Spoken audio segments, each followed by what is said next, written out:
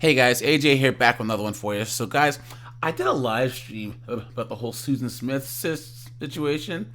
It was really popular. And I know that I've done some other true crime stuff on this channel, and I think I'm gonna do more of it, guys. Just sprinkle some more of it in there, right?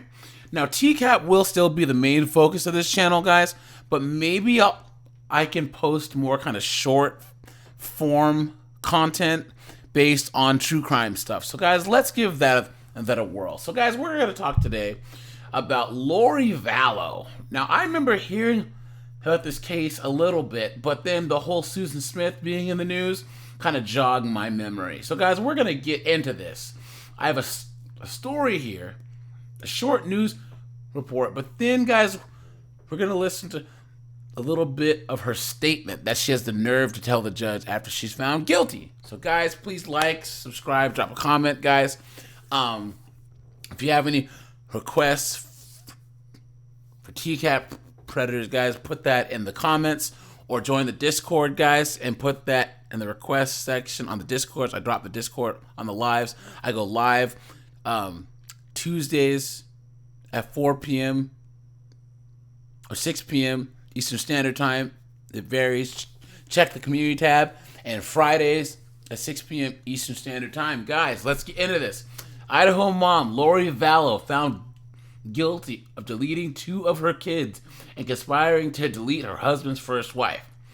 Vallow, she was charged in the deletions of Joshua J.J. Vallow, 7, and Tylee Ryan, 16, as well as her husband's first wife. Wow. Man, oh man. This chick was like, what Terminator had the female Terminator in? Hold on. Was it Terminator 3? Terminator 3. Yeah, this is it. Yeah, this was her. The female Terminator. She was not playing around, man. Look at that.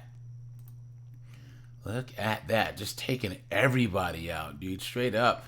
This movie was but it has Claire Danes in it, guys. And I have this, like... I have this irrational just dislike of Claire Danes. I just can't stand her face. I don't know why, guys. It doesn't make any sense. Guys, if you're going to watch the Terminator, watch Terminator 1 and 2 and just avoid the rest of them, right? I think there was the Sarah Connor Chronicles. Yes. There was this show right here. And it's crazy because Cersei Lannister played Sarah Connor. So that actually kind of makes you want to go back and watch this. Because I only watched like the first episode. Anyways. Guys, I digress. Okay. Whoops, wrong story. So, let's watch this news clip, guys, and get a little idea of what's going on. Silently as the verdict was read, an Idaho jury finding her guilty of killing her 2 children and conspiracy to kill her husband's first wife. I want to personally thank and I want to personally hug every one of those jurors. It is a bizarre tale that led to sensational headlines. The so-called Doomsday Cult Mom murder trial lasted 7 weeks. Video cameras were not allowed in the... 7 weeks. Can you imagine, guys? 7 weeks of being out of work, of being in a hotel room, man, at a trial. The courtroom for testimony, but audio recordings were. Money, power, and sex. That's what this case is about. Prosecutors alleged Vallow wanted a child-free life and was a power-hungry manipulator who would kill her 2 youngest kids for money. Guys, who does that sound like, right? Sounds just like Susan Smith, doesn't it? She deleted her kids because her boyfriend didn't want kids. That's what made me think of this case. She never reported them missing, but instead traveled to Hawaii and continued to collect survivor benefit checks each child was receiving because of the earlier deaths of their fathers. What? The defense argued she was a hard-working mom whose life changed suddenly after she met doomsday cult leader Chad Daybell. She's following Chad. She thinks Chad is following Jesus. 16-year-old Tylee and 7-year-old JJ vanished in September of 2019. Their remains were found on the Daybell property the following summer. Chad Daybell's first wife, Tammy, died 1 month after the children's disappearance and just weeks before he tied the knot with Vallow. One of the trial's most heartbreaking moments when Vallow was confronted by her surviving son in a jailhouse phone call. You don't know what happened. Why? Why don't I know, Mom? Oh, because I was kept in the dark to protect me? You know who needed protecting? My little dead siblings. That's who needed protecting, Mom. Vallow now faces up to life in prison when she's sentenced. Chad Daybell is also charged with first-degree murder. His trial is scheduled for next year. Tonight, a lead in the desperate... Guys, how much do you want to bet that, because I haven't seen any updates on the Chad guy, but I don't know what state that this is in. Idaho. Let me see. Let me see here. Does Idaho have the death penalty? Let's see. Yes, they still have it. So how much you want to bet that she's facing life, but he's facing the death penalty? And the difference, guys, I say this all the time, because, guys, this is a To Catch a Predator reaction channel. That's ultimately what we do, okay? And, guys, one of the things that I point out on this channel is that, guys, people always think that predators who prey on children are men. But, guys, there's a lot of women who are preying on young boys, and they're teachers. And these teachers get caught, and they don't get any repercussions at all. None. Or they get a slap on the wrist. Whereas if you switch the genders, guys, they would bury the guy under the jail. And all I'm saying, guys, is to me, I honestly believe that anyone that preys on children, it should be one strike and you're out. Okay? And I don't want to say what should be done because of YouTube, but I don't think that we should waste the tax dollars. Guys, look at how Texas deals with these types of people and how long sentencing and carrying out of a certain penalty takes there, and you'll see what I'm talking about, okay? Okay. Lori Vallow, the Idaho mother accused of deleting 2 of her children and conspiring to delete her husband's first wife, who was convicted on all charges Friday, ending a weeks-long deletion trial that heard about evil spirits, zombies, and doomsday prophecies. Wow. The jury in Boise unanimously reached its decision. Vallow, she was charged with deletion, a conspiracy, and grand theft in the deletions of Joshua and Tylee. She stood next to her attorneys as the verdict was read and remained silent. Joshua Tylee vanished in 2019. The disappearance marked a months-long search that ended in June 2020 when the police found the remains on their property. It was owned by this Chad guy. That's sad, guys. That is so sad. Daybell, she was arrested and charged with a deletion and conspiracy. Now, for all you guys who are new, we cannot say the M word. That rhymes with curder. I have to say deletion or they're going to take the video down. Okay? So Chad is going to have a separate trial. Now, this was back in, when was this? This was in May of this year. Okay? So I will do an update and see at this Chad guy's trial. Okay? Of course, they both pled not guilty. The prosecution describes Vallow, who's right here, or, yeah, she's up there, as a woman who would remove any obstacle in her way and would use money, power, and sex to get whatever she wanted.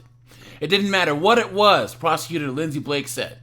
She said that Tylee, Joshua, and Tammy were all deleted because they got in the way of Vallow and Daybell's relationship. Remember, the defendant will remove any obstacle in her way to get what she wants, and she wanted Chad Daybell. Vallow's defense, however, argued that she's a kind and loving mother to her children who happen to take an interest in religion and biblical prophecies. Of course they would say that, right, guys? And this is the same as when they were defending Susan Smith and saying, oh, wow, you know, she was kind and loving and just out of her mind. No. Guys, I honestly believe there's just people that are just plain evil. Okay? There's nothing to understand. They are evil. Okay. Some people care less about biblical prophecies and some people care a lot about it. Thankfully, in this kind of country, we get to worship as we choose, said defense attorney Jim Archibald. He told the jurors that based on the charges that accused Val of either directing, encouraging, assisting, or participating in the deletions, it shows that prosecutors do not really know what happened. Did she delete, or did she assist, or did she encourage, or did she direct? They aren't sure.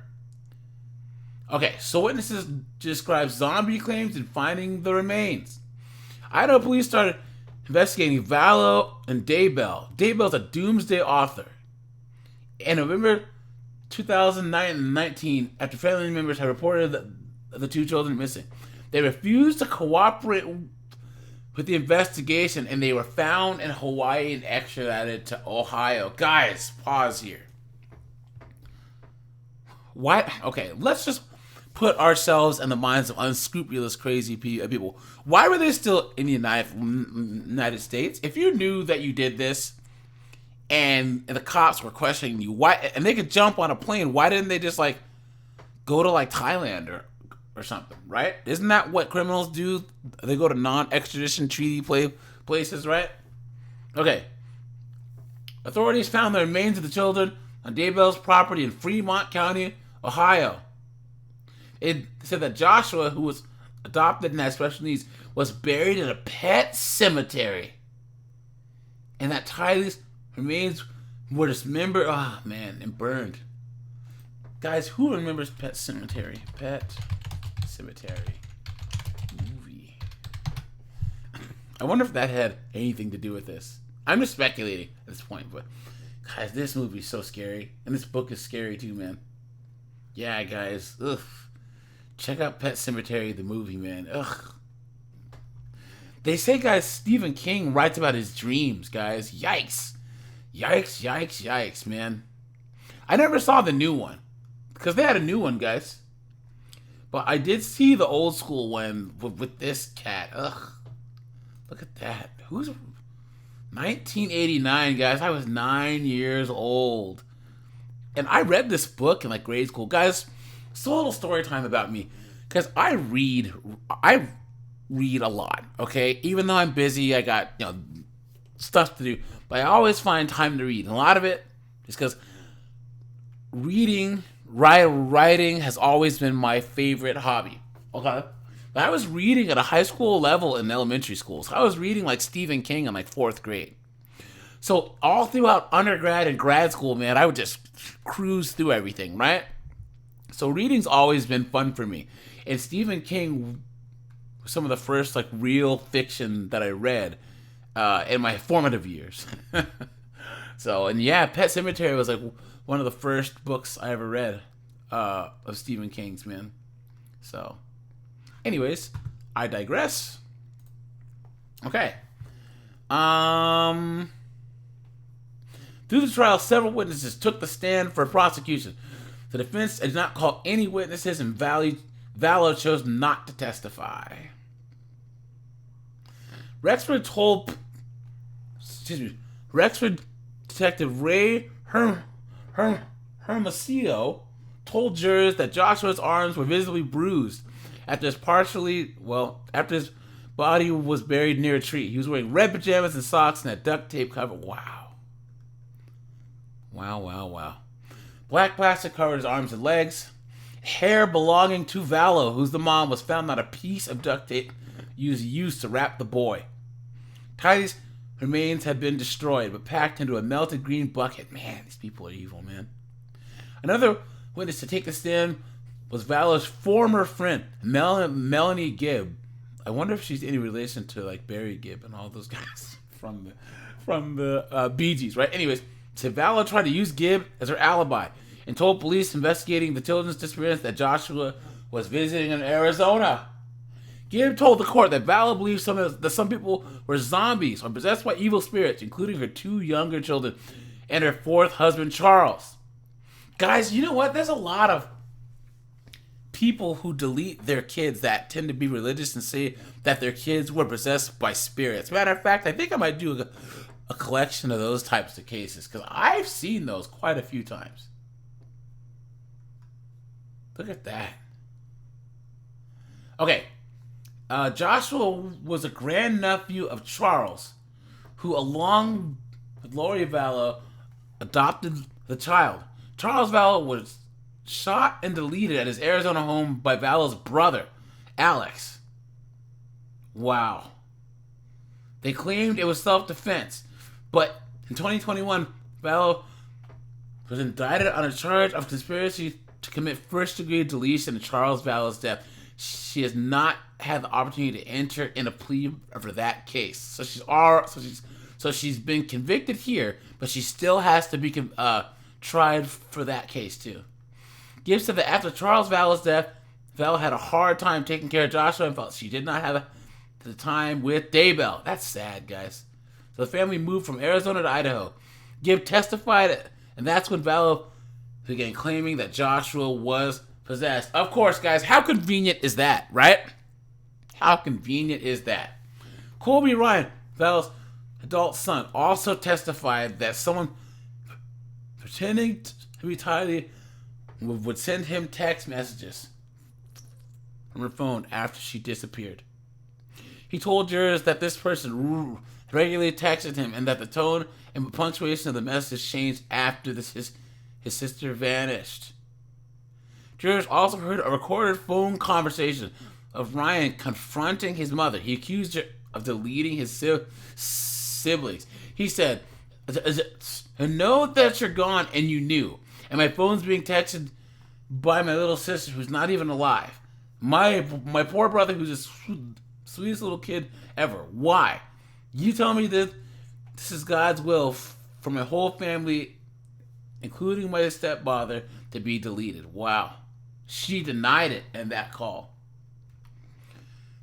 Guys. Look at that, man. Look at that. Now let's see. She was found guilty. Let's see how much time she got. Let's see here. 1 second. One moment, please. Look at that. Okay. Aha! Sentenced to multiple life terms. Judge Stephen Boyce sentenced Lori Vallow Daybell to multiple fixed life terms in prison with no possibility of parole. Guys, give Judge Stephen Boyce a round of applause. And guys, this is going to be consecutively too. She's never getting out of jail. Ever. Guys, put on a scale of 1 to 10. No, on a scale of A, B, C, D, F. What grade would you give this punishment? I would give this a B plus because, guys, an A would be, you know what I'm saying, the other penalty. Okay. She was found guilty of first-degree deletion and conspiracy charges. Look at that, guys. Now, guys, let's go and see what her statement is. And, guys, we won't sit through the whole thing, but, guys, she has a lot of nerve. Okay? So this is from Law and Crime Network, guys. Check these guys out. They have a lot of really good footage of all types of stuff. So, and there she is wearing the stripes, guys, on the right. So here we go. So she's making her statement to the judge before her sentencing. Here it is. That is without sin, quoting John. Here we go. That's the sound. I would like to start by quoting John from the New Testament in the Bible. Please. In John chapter 8, verse 7, Jesus says, "He that is without sin among you, let him first cast a stone at her." Then in verse 15, Jesus says, "Ye judge after the flesh, I judge no man. And yet if I judge, My judgment is true. Jesus knows me, and Jesus understands me. I mourn with all of you who mourn my children. Please, guys, come on. The nerve of this woman. Now, guys, I'm not religious, okay? I'm not. But how crazy is it, this woman, that they found her DNA on the duct tape that was wrapped around her deleted son, and she had the nerve to start quoting the Bible and then saying that Jesus knows her and blah, blah, blah. Guys, put in the comments, how crazy do you think this is? Like, how, like, the audacity here, right? And Tammy. Jesus Christ knows the truth of what happened here.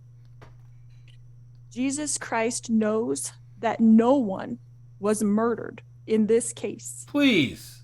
Accidental deaths happen. Suicides happen. So wait, how does accidental death equal a young boy wrapped up in duct tape buried near a tree, guys? Fatal side effects from medications happen. I have a different perspective in life because in 2002, when I was pregnant with Tylee, I died in the hospital while in labor with her. They tried to stop my labor. They put me on the table and they put something in my IV, and I felt my spirit falling to the floor. I was standing near my pregnant body, watching the doctors try to revive me, which took them a few minutes. In that time, my sister Stacy was standing to my left. I turned to hug her and was surprised that her spirit was as tangible as a physical body, because I knew I was in spirit and she was in spirit. She said she needed to show me some things, and we went to heaven. I later returned to my body. Because of this experience, I have access to heaven and the spirit world. Since then, I have had many communications from people now living in heaven, including my children. Guys. Guys, please, in the comments, please say something. Please. This is... Guys. This isn't funny, but you gotta laugh to keep from crying here, okay? This is what she's trying to resort to, and I don't know why. Guys, do you think that she's trying to garner sympathy from the judge, or what do you think she's trying to do? Because this is after she's been found guilty, right? So what do you think she's trying to accomplish here? Tylee Ashlyn and Joshua Jackson, my sisters, Stacy and Lolly, my aunts and my uncles, and my grandparents. I have had many communications with Jesus Christ, the Savior of this world, and our heavenly parents. I've had many angelic visitors have come and communicated with me and even manifested themselves to me. Because of these communications, I know for a fact that my children are happy and busy in the spirit world. Because of my communications with my friend Tammy Daybell, I know that she is also very happy and extremely busy. I have always mourned the loss of my loved ones, and I have lost many in this mortal world. However, I know them more than most people. I know where they are now and what they're doing. I know how wonderful heaven is, and I'm homesick for it every single day. I know So I don't get is, if that's the case, why did she have to delete her kids? Why couldn't she just send herself to heaven then and save everyone all the trouble, right? All lived in heaven before we were born on earth, and we were all adult spirits in the heavenly realm. We chose to come to earth as mortals. Heaven is more wonderful than you can possibly imagine. I do not fear death, but I look forward to it. I did not want to return to my body when I was out of it. Even though my son Colby, who I adored more than anything, was only 6 years old at the time, and I was about to give birth to this new baby girl that I wanted so badly. That you deleted. Okay. I was a young mother, and you would think I wouldn't want to leave my children, but as I stood in heaven, I did not want to go back. I thought they would be fine without me because I was peaceful and I was happy and I was home. But then I was told by Jesus that I needed to go back and complete things that I had covenanted or promised to do before I was born. This caused me a lot of distress because I knew heaven was my real home and I only wanted to be there. I was free from pain, emotional and physical. But then I was shown how I would help my children and others in the future. So ultimately, I did agree to go back to my body.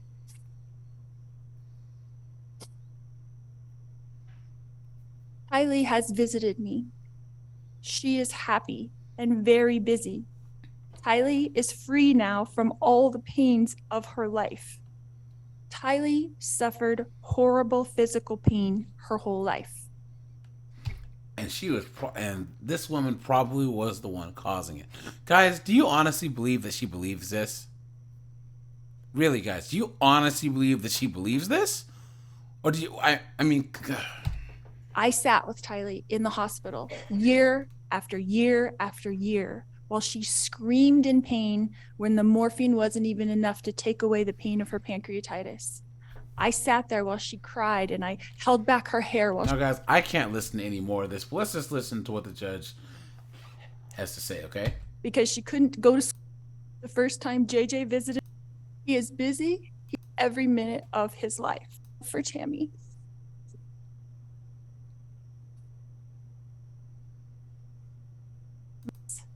And I look forward to the day when we are all reunited and I too will rest with them in the arms of my Jesus.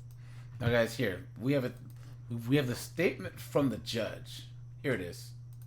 All right, the court will conclude then with my own. And we won't watch the whole thing, guys. I'll put the links to both of these videos in the description. Review of the matter and then pronounce sentence. Ms. Fallow, based on the jury's verdict of guilty in this case, it is the judgment of this court that you're guilty of the following counts of the amended indictment. Count 1, conspiracy to commit first-degree murder of Tylee Ryan and grand theft by deception. Count 2, first-degree murder of Tylee Ryan. Count 3, conspiracy to commit first-degree murder of Joshua Jackson Vallow and grand theft by deception. Count 4, first-degree murder of Joshua Jackson Vallow. Count 5, conspiracy to commit first-degree murder of Tammy Daybell. And count 7, grand theft. I've carefully reviewed the record of this case, beginning with your prior criminal history. Very notably, you're 50 years old. These are the first criminal convictions you've ever had. I will note, however, in addition to these convictions, you have 2 additional conspiracy to commit first-degree murder cases pending in Arizona. 2 of them. And it's somewhat incredible in this case that seeing you've gone from no criminal history in your life to now having been convicted of 2 counts of first-degree murder, 3 counts of conspiracy to commit first-degree murder, and you continue to face more additional counts of conspiracy to commit first-degree murder in another state. He's right. That's crazy, right? I've looked at the recommendations in the pre-sentence investigation report. It ultimately recommends a prison sentence stating, quote, incarceration under the custody of the Idaho Board of Correction. Normally, the court would have some additional information to rely on in fashioning its sentence. Let's skip ahead a little bit, guys. Silent during the pre-sentence investigation process. She has the packet, but does not intend to answer any questions of evaluators or. Let's skip ahead, guys. Let's see here. For a substantial period of time before the commission of the present crime. That is the single most mitigating factor I see in this case. Again, it's unbelievable that at your age, you have no prior criminal history, and now you sit here convicted of the most serious of charges.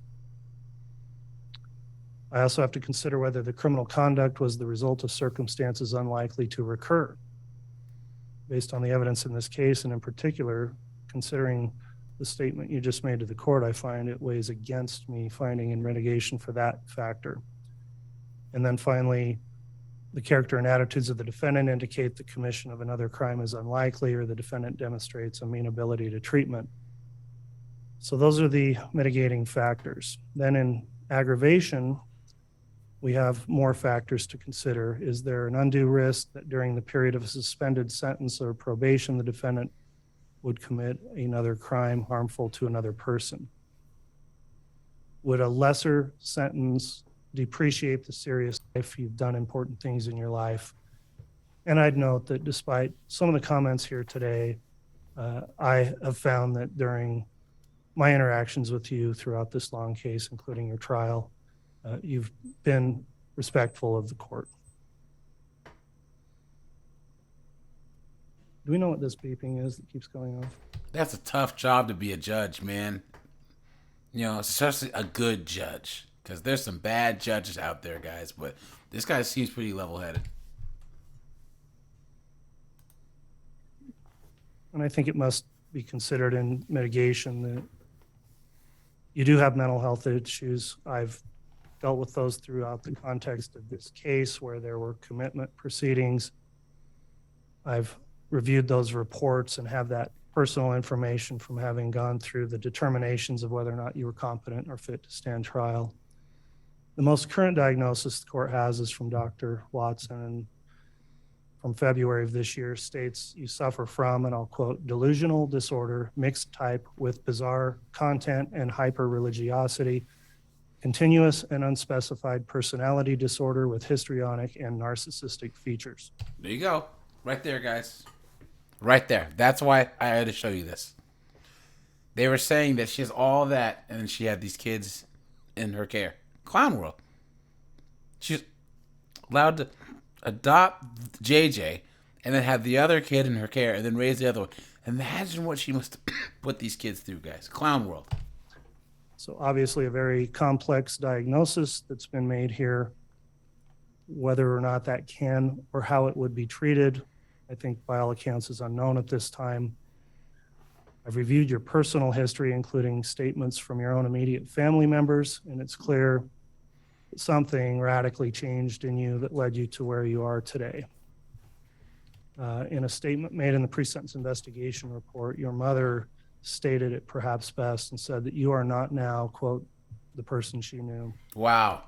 And guys, I'm going to bring this up one more time. If this was a male, if this was a guy that had deleted his two kids, deleted his ex-wife, okay, do you really think that they would even consider any of this mental health stuff? Would the judge even be going over this? No. And all I'm saying, guys, is we need to start punishing men and women equally that prey on children, that do bad things to children.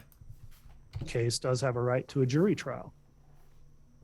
Sometimes I feel like maybe too many cases settle, and there should be more trials because it's a right people are entitled to exercise. You exercise that right, and I in no way hold it against you that you decided to have your case determined by a jury. That's your right, and it does not impact or influence my decision in sentencing. Before trial, I did not delve into all of the evidence or facts of this case and only address those when necessary to make rulings on motions. We're almost there, guys. Let's just go right here. A healthy, happy mother and wife through a lot of her life, and you were out shopping for wedding rings to marry her husband while she was still alive. You were planning a wedding to her husband while she was still alive. You haven't shown any remorse for any of those actions. Look at that. And she ended up being murdered, buried, had to be disinterred later so an autopsy could be performed in order to prove the evidence of what you had done. She didn't deserve any of that. You took her life away. You destroyed that family, fractured it to the point where, in the information I've had through the PSI, there are relationships that will probably never be mended that have rippled as a result of what's happened. JJ and Tylee, of course, 7 years old, 16 years old, were separate people whose lives were cut way too short because of you. Never got to grow up and be adults. The family and friends who have provided their impact statements, of course, have stated it better than I could about who they were. And it is a loss for everyone that you took them away from this world. And it is the most shocking thing, really, I can imagine, is that a mother killed her own children and you simply have no remorse for it. There you go, guys. Over here in AJ's TCAP hangout, guys, nothing surprises us over here. Nothing. Okay, guys? Moms, it happens all the time. Moms delete their kids every day, man. It's crazy. Guys, you should never let a person's gender, a person's race, sexual preference, gender identity, anything, make you think that they're not capable of doing something bad. There's always a small percentage of every group, black, white, Hispanic, Asian, LGBTQ, whatever, that can be bad, horrible people. Small percentage that ruins it for everyone else. Okay? So guys, I'm never surprised that a mother can do this to her own kids, because it happens a lot. Even sitting here today, there's no remorse for what you did. After all of this evidence through trial, you haven't shown any remorse. You haven't said you're sorry. You haven't done anything to seek leniency from this court. There's been a lot of people during trial and here who explained the devastation you're responsible for, and you've forever altered the lives, not in a good way, for many, many people, destroying family relationships, taking people away that were loved, cared for, and needed. You may not believe to this day that you've done anything wrong, and you still may think you're justified by your religious beliefs for what happened here. I'm not here to judge that, but I don't believe that any God in any religion would want to have this happen, what happened.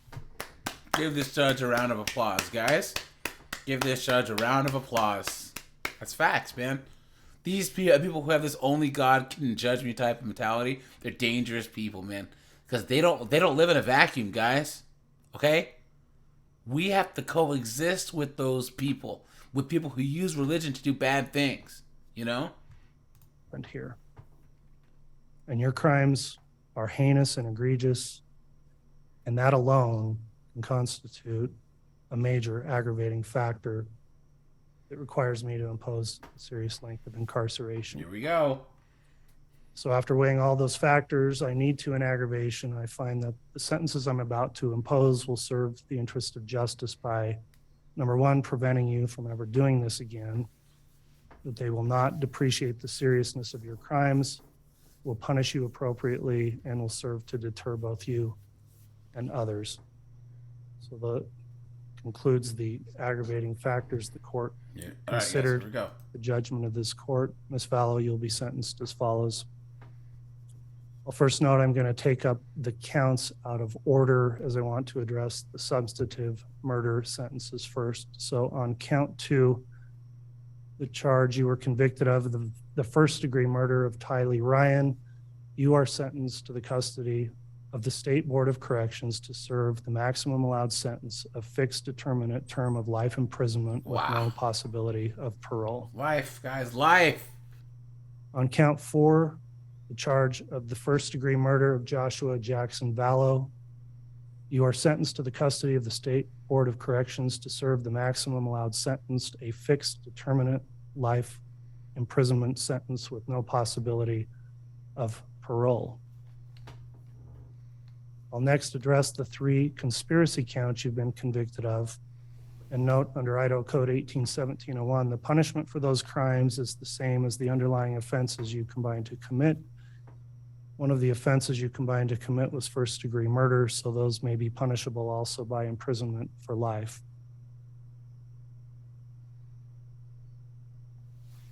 Man, oh man, oh man. When I look at what the appropriate sentences should be for the conspiracy charges, at first I wondered if they should be as long of a term or serious as the substantive murder charges. However, what I've concluded is that these conspiracy convictions merit the same grave punishment for several reasons. Wow. First, the conspiracies in which you engaged in have had far-reaching impacts on many people besides the deceased victims.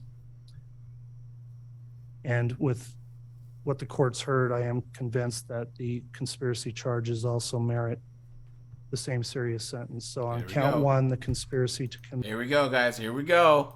First-degree murder of Tylee Ryan and grand theft by deception.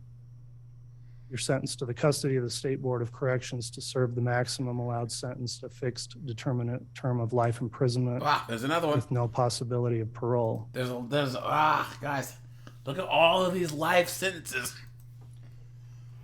Count three. Excuse me. The conspiracy to commit first-degree murder of Joshua Jackson Vallow and grand theft by deception. You're sentenced to the custody of the State Board of Corrections to serve the maximum allowed sentence, a fixed determinate term of life imprisonment with no possibility of parole. There's another one. And on count five, the conspiracy to commit the first-degree murder of Tammy Daybell. You're sentenced to the custody of the State Board of Corrections to serve the maximum allowed sentence, a fixed determinate term of life imprisonment. Wow. With no possibility of parole. Finally, the court will address count seven, which is the charge of grand theft.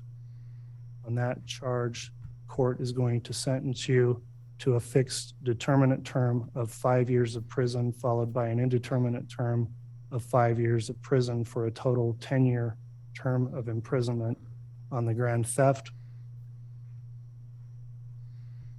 Court will next consider whether sentences should be imposed consecutively or concurrently. Man. I generally don't, I'm a pragmatic person, and I've struggled with the point of a consecutive sentence when in Idaho, a life sentence is just that, a life sentence without parole. Yeah, that is quite the conundrum there. You know what I'm saying? Because she's in there for life. So it's like, it's not like she's going to be in there for lifetimes after lifetimes, but it's like, what? I don't know. That's what, I'm not a judge. You know what I mean? And I've thought it through.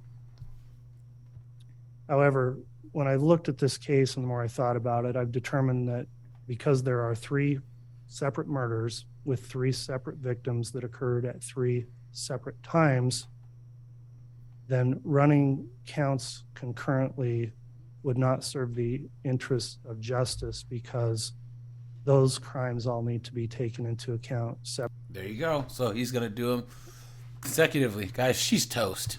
She's toast. Now, guys, I don't know if the guy's trial has started yet, but I'll do a follow-up on that. But guys, yeah, she's toast. You know, she will pass away in jail.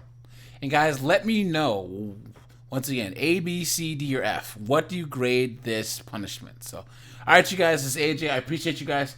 I'll have some more TCAP content soon for you. Yeah, guys, I'm out of here.